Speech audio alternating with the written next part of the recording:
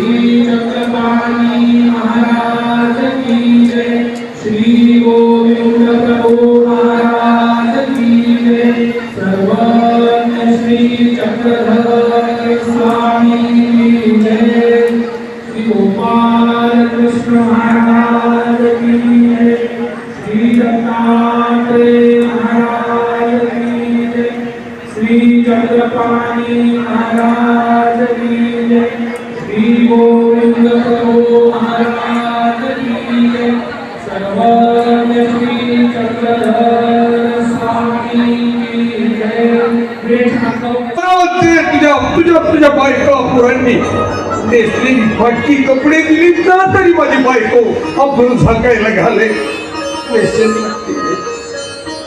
त्याला म्हणा बाबा तुझ्या लेकरा बाळांचं उष्ट उरलेलं असेल ना दे माझी लेकरं ते खाती जा त्याच्याकडे जा। सुधामान मात्र शांतपणे पत्नीकडे पाहिले असं सुशीले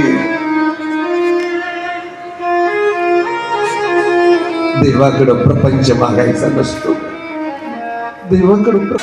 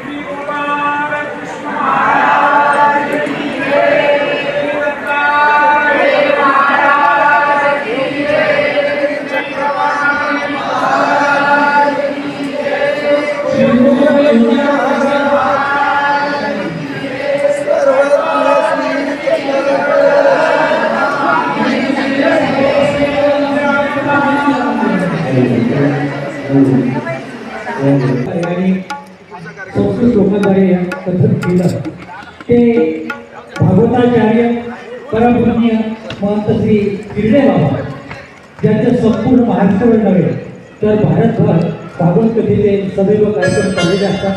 काश्मीरपासून कन्याकुमारीपर्यंत आणि द्वारकेपासून कलकत्तापर्यंत ज्याने आपल्या वाणीने सर्वांना आपलंसं केलेलं आहे. आपल्याला हे 7 दिवस फिरवून ठेवलेले आहे ते परमपूज्य भागवताचार्य महंत श्री गिरणे बाबा श्री क्षेत्र विभाग जिल्हा नाशिक यांचा श्रीकृष्ण मंदिर महामहोत्सव ग्लोबल महोत्सव आणि श्री ज्ञानशक्ती शिखर दिनाच्या निमित्ताने झालेले सर्व संत त्यांच्या वतीने हा सोहळा साजरा होत आहे. आपण एक बार टाळ्यांच्या गजरामध्ये आपला आनंद व्यक्त करावा आणि मला खात्री आहे की तुम्ही जरी घरी गेलात ना तरी सुद्धा तुम्हाला ते अचानक जाग येईल आणि कानावर शब्द पडतील, हे कृष्ण हे नारायण, हे कृष्ण हे नारायण. तुम्ही इतके भागवतमय झालेला आहात, तुम्ही इतके गंग झालेला आहात की महिनाभर आवाज तुमच्या अंतःकरणात आणि काळात आपल्याला विनंती आहे आपण मंचावर यायचे. आश्रमाचे उपक्रम घेतले, सामाजिक उपक्रमही घेण्याचा आपण प्रयत्न केला, परंतु कोरोना महामारीमुळे आपला आयोजित कार्यक्रम जनता कर्फ्यू लागल्यामुळे भाऊ तोरसेकरांचं व्याख्यान आपण ठेवलेलं होतं, परंतु नेमकं 23ला आपण 22 तारखेला जनता कर्फ्यू लागला म्हणून आपण त्यावर्षी ते स्किप केलं. परंतु भगवंताला उटी उपार आणि सर्व विधी धार्मिक विधी मात्र कधी खंड पडलेला नाही.